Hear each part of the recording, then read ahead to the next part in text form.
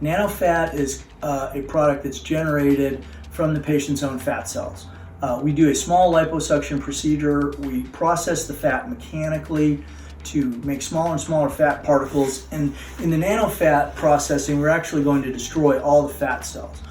What's left behind is a rich mixture of multipotential stem cells and growth factors. What people don't realize is your fat tissue actually has the highest concentration of multipotential stem cells of any tissue in the body by far. So we can then process that tissue into a golden liquid, essentially, that we can inject right into the skin. And the effects of this are to create healing, improve skin texture, improve collagen and elastin generation. For patients who have pigment issues such as a lower eyelid pigmentation, it's really great for helping to clear up that pigment.